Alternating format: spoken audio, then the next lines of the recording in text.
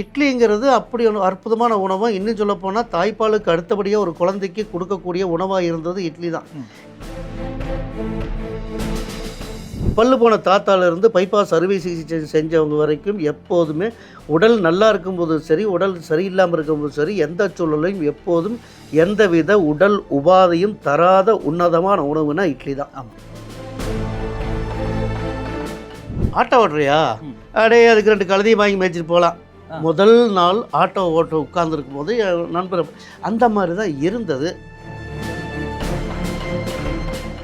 சாப்பாட்டுக்காக தான் ஸ்கூலுக்கே போகிறது. பெல் அடித்தோன்னு ஓடி போய் சாப்பாட்டுக்கு வரிசையில் நிற்கணும். அந்த மாதிரியான ஒரு வந்தது மழை தண்ணியாக இருந்தால் பரவாயில்ல, காவா நிறைஞ்சு உள்ளே வந்தது. அதில் இருக்கக்கூடிய அந்த அட்டை பூச்சிகள் இப்படி இந்த அட்டை பூச்சிகள் பூரா கற்பாம்பூச்சின்னு என்னென்னமோ நம்மளை சுற்றிலையும் இந்த திகில் படத்தில் வரும்போது எப்படி இருக்குமோ கரண்ட் அது மாதிரி போய்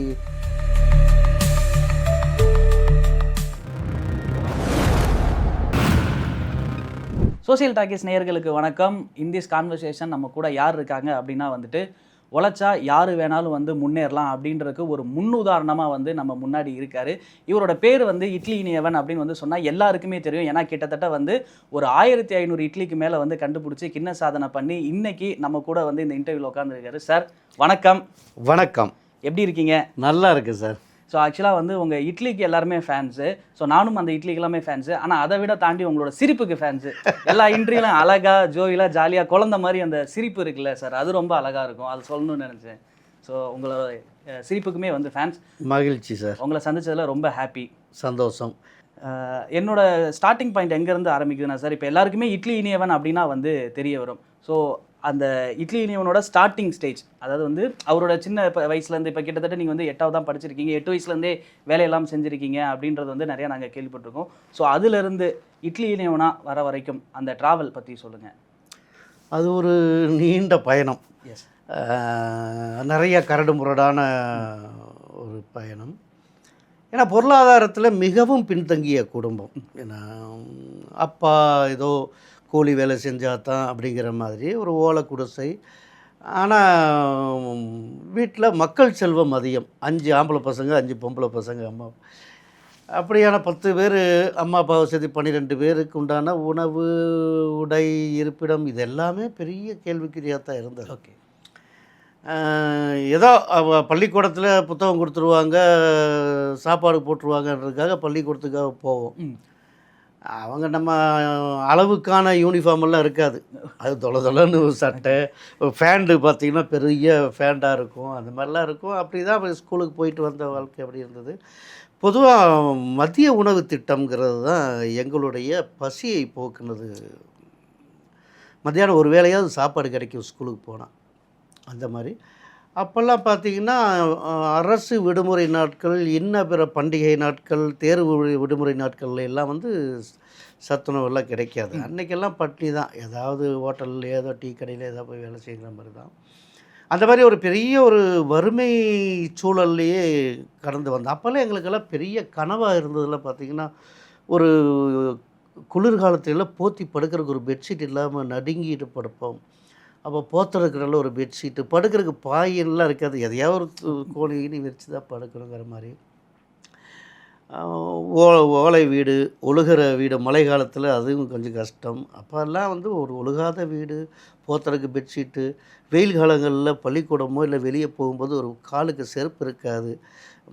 அதுவும் குறிப்பாக ஸ்கூலுக்கு போகும்போது பார்த்திங்கன்னா அந்த முருகன் மில் குவார்ட்டர்ஸெல்லாம் தாண்டி வந்தோம்னா அந்த அப்போ பெரிய முத்து தேட்டரின்னு பழைய முத்து தேட்டரி, இந்த ரைட் சைடில் ஸ்ரீ வத்சா கார்பரேஷன் ஒரு இரும்பு கம்பெனியில் இருக்கும். அதுக்கு பக்கத்தில் பார்த்திங்கன்னா இந்த மோல்டிங் பண்ண மணல் கொட்டி வச்சுருப்பாங்க ரோட்டு ஓரத்தில். அப்படி தான் இருக்கும். அது பாலைவனத்தில் இருக்கிற மண் மாதிரி இருக்கும், கருப்பாக. அது வெயில் பட்டுச்சுன்னா தகதகன்னு இருக்கும். அங்கே வந்தால் மட்டும் ஓடுவோம். அப்போ ஒரு காலுக்கு ஒரு செருப்பு, இந்த மாதிரியான அடிப்படையே கனவுகளாகத்தான் இருந்தது அந்த காலகட்டம். இன்றைக்கி இட்லி இனியவன்னா எல்லாருக்கும் பரிச்சயமான ஒரு பேர் தெரியுது. அன்னைக்கு அந்த ஒரு கடுமையான ஒரு வறுமை அப்படின்றது இன்றைக்கி நினச்சாலும் கூட ஒரு பெரிய ஒரு மனசுக்குள்ளே ஒரு ஏக்கமாக தான் இருந்தது. 3 வேளை உணவு, அப்படிங்கிறது இதெல்லாம் பெரிய ஒரு இது. நல்லபடியாக சாப்பிட்டு திருப்தியாக சாப்பிட்டதுங்கிறத சாப்பாட்டுக்கு ஏங்கின காலம்லாம் நிறைய இருக்குது. அதுவும் சத்துணவுங்கிறது மத்தியானம் இது இன்டர்வெல் பெல் அடித்த உடனேயே இன்றைக்கி என்ன வந்திருக்கு சாப்பிட்றதுக்கு வறண்டால சில்வர் இது பித்தாளை அடுக்கில் வந்து இறக்கி வச்சுட்டு போவாங்க. அப்போல்லாம் வந்து இப்போ இருக்கிற மாதிரி ஒவ்வொரு இடங்கள்லையும் செய்கிறதில்ல. ஒரு ஜென்ரல் கிச்சன் மாதிரி ஒரு பக்கம் இருக்கும், செஞ்சு கொண்டு வந்து எல்லா இதுக்கும் அனுப்பிச்சி வச்சுட்டு போவாங்க. அப்போ என்ன வந்திருக்குன்னு போய் பார்ப்போம். ஒரு நாள் மக்காச்சோள உப்புமா வரும், ஒரு நாள் கோதுமை ரவை உப்புமா வரும், ஒரு நாள் சாப்பாடு வரும். அந்த சாதம் வர்ற அன்னைக்கு எப்படா பெல் அடிப்பாங்கன்னு தட்டு கையில் வச்சுட்டு அப்படியே நின்றுப்போம். சாப்பாட்டுக்காக தான் ஸ்கூலுக்கே போகிறது. பெல் அடித்தோன்னு ஓடி போய் சாப்பாட்டுக்கு வரிசையில் நிற்கணும். அந்த மாதிரியான ஒரு நாட்கள் லைஃப் இருந்தது. ஸோ அதுக்கப்புறமே வந்துட்டு எப்படி இந்த ட்ராவல் ஆச்சு சார்? இல்லை, எனக்கு ஏதோ ஒரு தேடுதல். அதாவது நான் 8வது வரைக்கும் ஸ்கூலுக்கு போயிருக்கேன். 1984 என்னுடைய பள்ளி படிப்பு முடிஞ்சு அதுக்கு மேலே படிக்க முடியாத ஒரு சூழல். அப்போ ஏதாவது ஒரு சிறு வியாபாரம் தான். ஏன்னா நம்மளோட நல்லா படிச்சிருந்தால் ஏதோ ஒரு பக்கம் வேலை கிடைக்கும், அந்த வாய்ப்பு இல்லை. அல்லது ஒரு தொழில் தொடங்குறதுக்கு முதலீடு போகிறதுக்கு உண்டான ஒரு சூழலும் இல்லை. அப்போ ஏதோ வீட்டில் போண்டா பஜ்ஜி ஏதோ சுட்டு கொடுத்தாங்கன்னா அது தள்ள வச்சுட்டு விற்றுட்டு வர்றது, இந்த மாதிரியான ஏதாவது ஒன்று பண்ணிட்டு இருந்தோம். ஒரு டீ கடையில் போய் வேலை செஞ்சுட்டு இருந்தோம். அப்போ நம்ம லைஃப்பில் ஏதாவது ஒன்று பண்ணணும்னா நமக்கு ஒரு சிறு வியாபாரங்கள் தான் நமக்கு சரியாக இருக்கும் அப்படின்னு இருந்தோம். அதுக்கப்புறம் ஒரு ஆட்டோ ஓட்டுநராக ஒரு லைசன்ஸ் எடுத்து ஒரு ஆட்டோ ஓட்டுநராக மாதிரி கொஞ்ச நாள் ஆட்டோ ஓட்டிகிட்டு இருந்தோம். அந்த ஆட்டோ ஓட்டிகிட்டு இருக்கிற நேரத்தில் தான் ஒரு தற்செயலாக திக்கு தெரியாத எனக்கு திசை காட்டிய கலங்கரை விளக்கமாக இருக்கக்கூடிய ஒரு பெண்மணியை நான் சந்தித்தேன். ஓகே.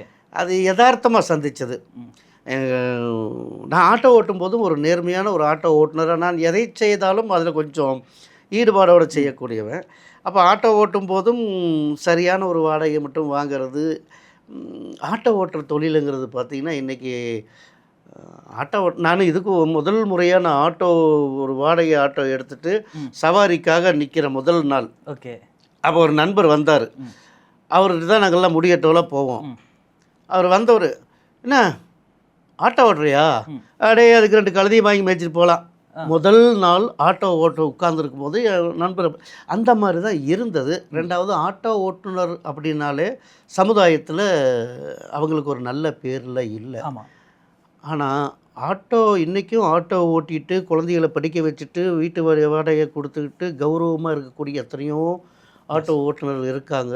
நீங்கள் கூட சமீபத்தில் பார்த்துருப்பீங்க, லட்சக்கணக்கான மதிப்புள்ள நகையை விட்டுட்டு போனால் கொண்டு போய் ஒப்படைக்கிறது, முக்கியமான பொருட்கள் எதாக இருந்தால் கூட ஒப்படைக்க, இந்த மாதிரியும் நிறையா இருக்காங்க.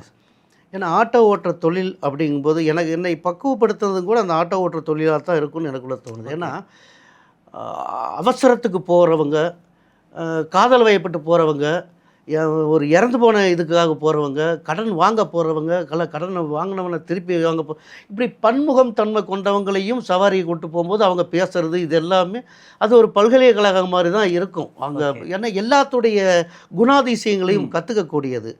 அப்போ அந்த ஆட்டோ ஓட்டுநருக்கு ஏன் நல்ல பேர் இல்லை அப்படிங்கும்போது அதை வந்து ஒரு முக்கியமான ஒரு தொழிலாக கருதி வர்ற சவாரி வர்றவங்ககிட்ட இன்முகமாக பேசினாலே ஓகே, திருப்பி நம்ம கண்ணாடி மாதிரி தான், நம்ம சிரித்தா அதுவும் சிரிக்கிற மாதிரி தான்.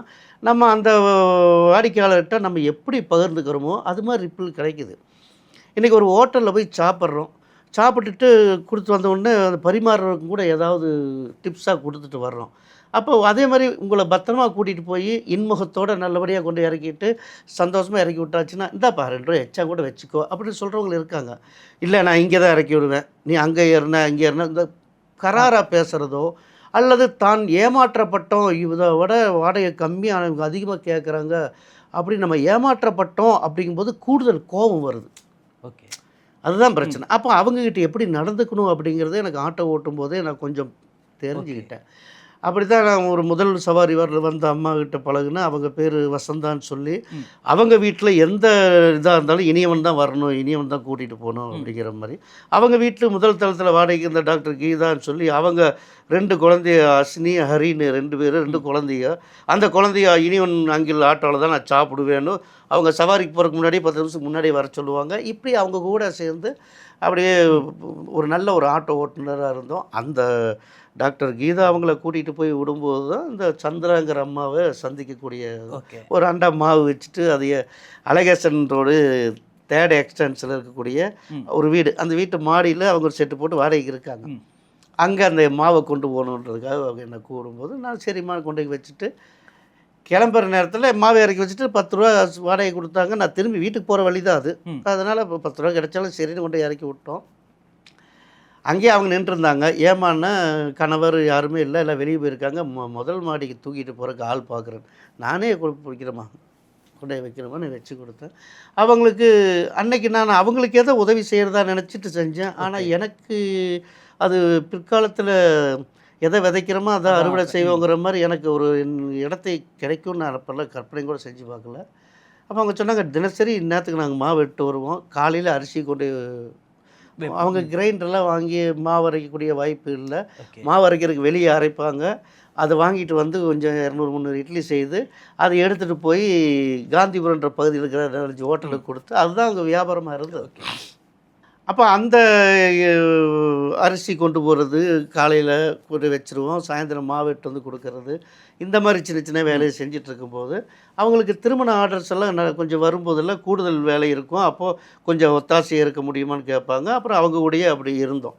அப்படி இருக்கும்போது எனக்குள்ளே தோணுனது, நம்மளும் இந்த மாதிரி ஏதாவது வியாபாரம் தான், குறைஞ்ச முதலீடு, சும்மா 2 இட்லி பானை வாங்கிட்டு ஒரு 5 கிலோ அரிசி வாங்கி அரைச்சிட்டு கூட வியாபாரம் பண்ணிட முடியும்.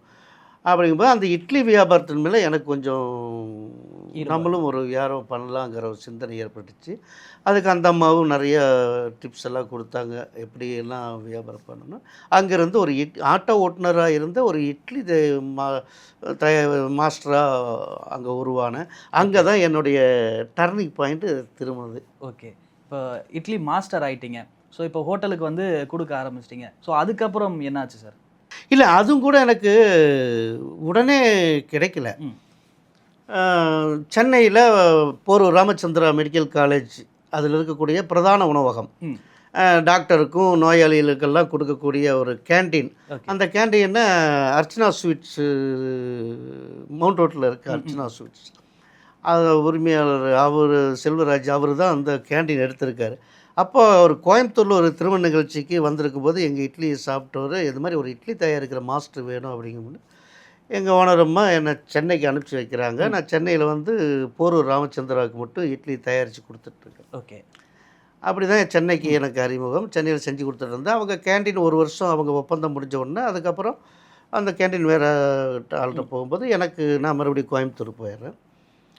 அப்போ அந்த அம்மா இட்லிக்காரம்மா சந்திரம்மா சொல்கிறாங்க, 1 வருஷம் நீ சென்னையில் இருந்த அனுபவம் இருக்குது, அங்கே ஏதாவது ஒரு 2, 3 ஹோட்டலில் பிடிச்சி அங்கே இட்லி வியாபாரம் செய்யலாமே அப்படிங்கும்போது, சரிம்மா அப்படின்னு.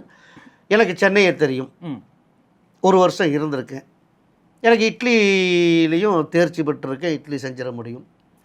அது எனக்கு ஒரு பெரிய ஒரு இதாக, சென்னைக்கு போய் நம்ம இட்லி வியாபாரம் பண்ணி ஒரு நிலையை அடைஞ்சிடலாம் அப்படின்னு பெரிய கற்பனைகளோடையும் எல்லாம் இட்லி பானையெல்லாம் வாங்கிட்டு சேரன் எக்ஸ்பிரஸ், ஓகே, ரிசர்வ்னு ஒன்று இருக்குது, அதுக்கு முன்னாடி பண்ணணுங்கிறதெல்லாம் எங்களுக்கு தெரியாது. அன்ரிசர்வ் பெட்டியில் ஏறிட்டு ஒரு கனவுகளோட கற்பனையோட சென்னைக்கு வர்றேன். ஓகே. ஆனால் கிளம்ப அப்படி அல்ல. அது சென்னைக்கு வந்து ஒரு ஆர்கே நகர்ன்ற ஒரு பகுதி, இன்றைக்கி அது காஸ்ட்லியான பகுதியாக வெளியே தெரியும். ஆனால் நிறைய ஒடுக்கப்பட்ட மக்கள், படிப்பறிவு இல்லாத மக்கள், உழைப்பாளிகள் நிறைய இருக்கக்கூடிய பகுதி ஆர்கே நகர் தொகுதி. அங்கே எழில்நகர்ன்ற பகுதியில் ஒரு ஓலை வீடு வாடகைக்கு எடுத்து இட்லி தயாரிக்கிறதுக்கு உண்டான ஏற்பாடுகளை பார்த்தோம். அப்போ அந்த காவாய்கள்லாம் தூர்வாரி பல ஆண்டுகளாக இருந்தது. கொஞ்சம் மழை வந்தாலே தண்ணி காவாயில் ரம்பிரும், அது ஓரத்தில் இருக்கிற குடிசைகளெல்லாம் உள்ளே வந்துடும். ஓகே. அப்போ நானும் இந்த மாதிரி வியாபாரம் பண்ணுறதுக்கு மாவெல்லாம் அரைச்சி ரெடி பண்ணி வச்சுட்டு நாளைக்கு காலையில் இட்லி ஊற்றி 2, 3 ஹோட்டலுக்கு கொடுக்கறதுக்கு உண்டான ஏற்பாடெல்லாம் பண்ணிகிட்டு இருக்கும்போது இரவு வந்த மழையில், கடுமையான மழை, நேராக வீட்டுக்குள்ளே ஓலை வீடு தனிவாக தான் இருக்கும். வீட்டுக்குள்ளே எல்லாம் தண்ணி வந்து இரவு 12 மணிக்கு 2 மணிக்கு முழிச்சு பார்க்குறேன், படுக்கை பக்கத்துல எல்லாம் தண்ணி. படுக்கைன்னா அந்த இட்லி பானையெல்லாம் போட்டு எட்டு வந்த ஒரு பிளாஸ்டிக் கோணி ம் அதுக்குள்ளே பூந்துக்கிட்டு மூஞ்சிக்கு இதை நியூஸ் பேப்பர் தான் போட்டு தான் தூங்கணும். பாயங்கள்லாம் கிடையாது. ஓகே எல்லாம் ஈரமாகுது. எந்திரிச்சு பார்த்தா தண்ணி உள்ள எல்லாம்.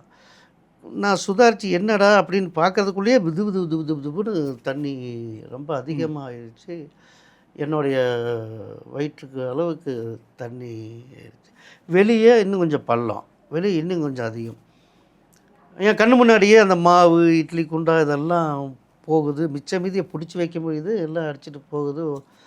அது ஒரு துயரமான ஒரு நாள். துயரம்னா அது அதை எப்படி விரிவாக்கம் பண்ணுறதுன்னு முடியாது. ஏன்னா வந்தது மழை தண்ணியாக இருந்தால் பரவாயில்ல, காவா நிறைஞ்சு உள்ளே வந்தது. அதில் இருக்கக்கூடிய அந்த அட்டை பூச்சிகள் இப்படி இப்படி இப்படி இந்த அட்டை பூச்சிகள் பூரா கரப்பாம்பூச்சின்னு என்னென்னமோ நம்மளை சுற்றிலையும் இந்த திகில் படத்தில் வரும்போது எப்படி இருக்குமோ கரண்ட் அது மாதிரி போய் போய் போய் ஸ்டார்ட் ஆகி அப்படி வந்துட்டுருக்கு. இரவு 2 மணிலேருந்து எப்படா விடியும்னு அந்த அந்த ஒரு ஒரு துயரமான ஒரு சூழலை இன்னொரு தாட்டி நான் சந்திக்க முடியுமானே தெரியல. அந்த அளவுக்கான ஒரு மிகப்பெரிய ஒரு அதை நினச்சா இன்றைக்கும் கூட ஒரு பெரிய இதாயிரும்.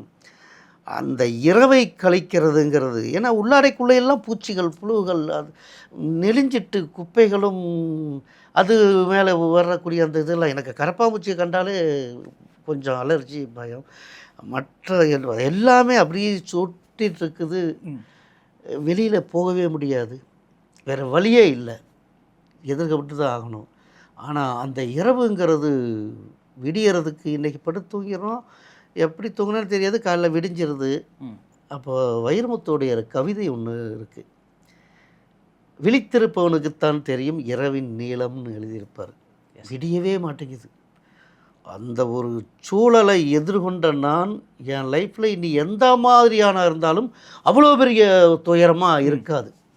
அவ்வளோ பெரிய ஒரு துயரமான ஒரு அனுபவம். நான் நினச்சிட்டு வந்ததும் கற்பனையில் வந்தது. எனக்கு சென்னையில் தெரியும், இட்லி செய்ய தெரியும், போய் வியாபாரம் பண்ணி ஏதோ பண்ணிடலான்ற ஒரு கற்பனையில் வந்த எனக்கு அது ஆனாலும் ஒரு வைராக்கியம், இதையும் நமக்கு கடந்து போயிடும். இது நிரந்தரமானதல்ல. ஒரு பிரச்சனை நடந்துருச்சு, சரி அதை எதிர்கொள்ளணும். பார்த்துருவோம். அந்த மனோதயத்தோட ஒரு வெறித்தனத்தோடு இருந்தேன். விடிஞ்சது.